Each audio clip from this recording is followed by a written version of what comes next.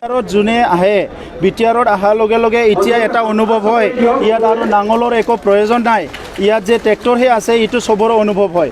আৰু তেখেতে সঁচা কথাই কৈছে, এতিয়া নাঙলৰ ইয়াত কোনো টাইম নাই আৰু এতিয়া নাঙল বিদায়, ইয়াত ট্ৰেক্টৰৰ মানে এতিয়া ৱেলকাম হৈ আছে, ট্ৰেক্টৰৰ আগমন হৈ আছে। নাঙল মানে ইয়াৰ পৰা বিদায় লৈ গুচি যাব আৰু তাতকৈ অধিক সিট পাম। UPPLৰ চৰকাৰ হ'ব, 40টা সমষ্টিত, সকলো সমষ্টিত UPPLৰ প্ৰচাৰ তুংগত চলি আছে।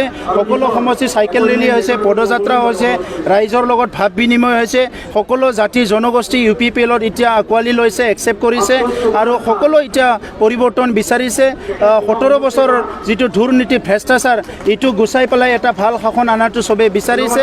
আজি হাগ্ৰামা মহিলাৰী নিজে দুৰ্নীতিৰ সদাগৰ হিচাপে নিজকে প্ৰতিষ্ঠা কৰিছে।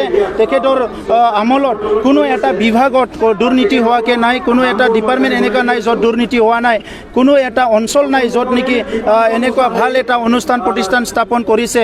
স্কুল কলেজৰ পৰা আদি কৰি অংগনবাদী চেণ্টাৰৰ পৰা আদি কৰি কোনো এটা অনুষ্ঠান ইয়াত ভালমতে চলা নাই। সেইকাৰণে ৰাইজে বিচাৰিছে পৰিৱৰ্তন আৰু এইবাৰ পৰিৱৰ্তন আহিব। এতিয়ালৈকে আমাৰ একো আলোচনা নাই, আমাৰ দলত তেনেকুৱা কোনো আলোচনা হোৱা নাই। নিৰ্বাচনৰ পিছত কি হ'ব, নিৰ্বাচনৰ আগত কি হ'ব, আমাৰ এতিয়া ডিচিশ্যনটো হৈছে কি UPPLে অকলে আমি এই নিৰ্বাচনত অংশগ্ৰহণ কৰিছোঁ আৰু UPPLে অকলে মানে চৰকাৰ গঠন কৰিবলৈ আমি গৈ আছোঁ। সিংগল ডিজিট পাব, কিমান পাব মই সেইটো ক'ব নিবিচাৰোঁ, কিন্তু BPF দলে যে ছিংগল ডিজিট পাব সেইটো চিয়'ৰ হৈ গৈছে।